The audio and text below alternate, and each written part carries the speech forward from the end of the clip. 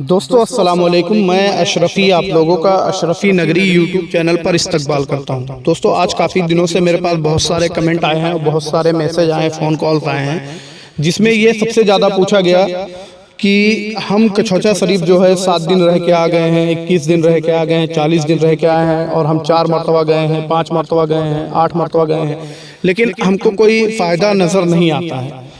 तो दोस्तों आज की वीडियो जो है वो इसी बारे में है कि आपको कछौचा शरीफ में फ़ायदा क्यों नहीं होता है। जब आप यहाँ रहते हैं या सारा कुछ करते हैं उसके बावजूद भी आपको फ़ायदा क्यों नहीं होता है। तो आज की वीडियो में मैं यही सारी जानकारी देने वाला हूँ। तो आप लोग से मेरी गुजारिश है कि जो लोग चैनल पर नए हैं वो लोग चैनल को सब्सक्राइब कर लेंगे और वीडियो अगर आपको पसंद आए तो वीडियो को लाइक और शेयर जरूर करेंगे अपने दोस्तों और रिश्तेदारों में।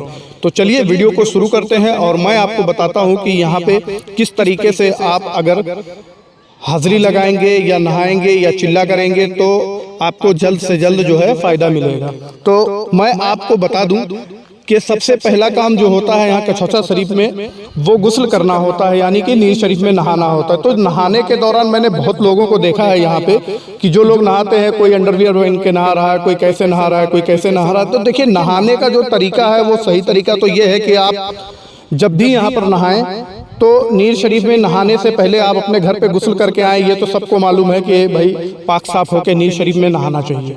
अच्छा, नीर शरीफ में पाक साफ होके लोग आते हैं और नहाने के लिए, लेकिन उनको ये नहीं मालूम होता कि यहाँ भी नीर शरीफ में भी नहाने के लिए एक अदब की ज़रूरत है और अदब से नहाएं ताकि जल्द से जल्द हमको शिफा मिल सके। तो देखिए अदब क्या करना चाहिए। जब भी आप नीर शरीफ में नहाने आए तो नीर शरीफ में नहाने से पहले आप ये देख लें कि आपका जो कपड़ा पहन के आप नहा रहे हैं उससे आपका घुटना जो है वो ढका हुआ है कि नहीं है।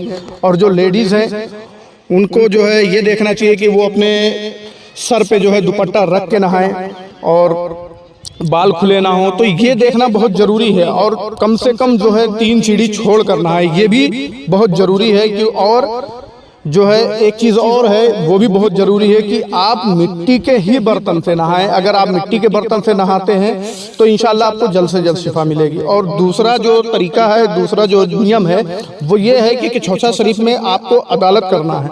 तो जब आप अदालत बैठते हैं, जैसे कि 3 टाइम की अदालत है, उन तीनों टाइमों में आप अदालत के लिए बैठते हैं। तो जब आप अदालत के लिए बैठते हैं तो आपको 2, 3, 4 बातों का बहुत ख्याल रखना चाहिए और उसी तरीके से उसको आपको जो है करना चाहिए ताकि आपको जल्द से जल्द फ़ायदा मिल सके। पहली बात तो ये है कि जब भी आप अदालत बैठें तो आप ऐसी जगह पे अदालत बैठें जहाँ से आपको बारगाह मखदूम जो है आसानी से दिख सके और आसानी से आप जो है देख सकें।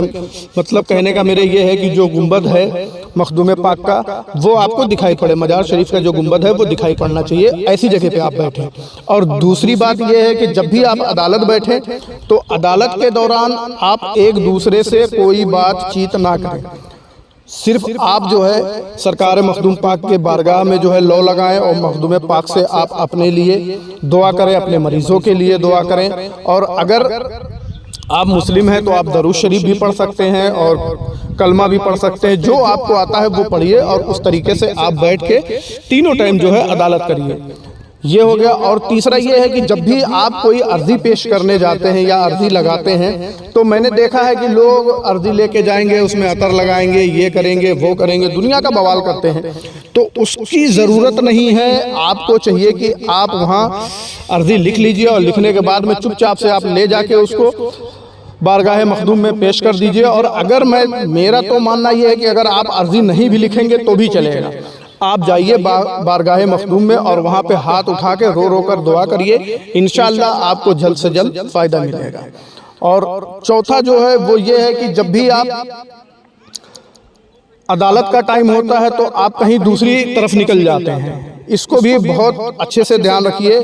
लोग ये कहते हैं कि मेरा मरीज़ जो है उसने बयान दिया है और मुझे जो है बसारत हुई है, मुझको यहाँ पे जाऊँगा तो मैं ठीक हो जाऊँगा, वहाँ पे जाऊँगा तो ठीक हो जाऊँगा और यहाँ बैठूँगा तो ठीक हो जाऊँगा। तो देखिए भाई, जो अदालत का टाइम है, जो यहाँ बारगाह मखदूम अशरफ में जो अदालत का टाइम है उस टाइम आप कहीं मत जाइए। आप उस टाइम जो है यहाँ पे अदालत करिए और तीनों टाइम मशक्क़त से अदालत करिए बिल्कुल। और उसके बाद अगर आपके पास कोई टाइम बच रहा है तो आप कहीं भी जा सकते हैं।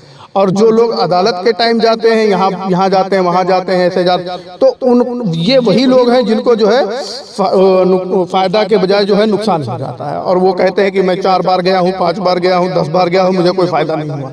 तो आपको इस चीज़ का जरूर ध्यान रखना है कि आप जब भी अदालत का टाइम हो तो आप यहाँ बारगाह में ही अदालत करेंगे, और उसके बाद आपके पास खाली टाइम है तो आप खाली टाइम में कहीं भी जाइए, कहीं भी ज़ियारत करिए, कहीं भी, उससे कोई मतलब नहीं और कोई रोक नहीं है।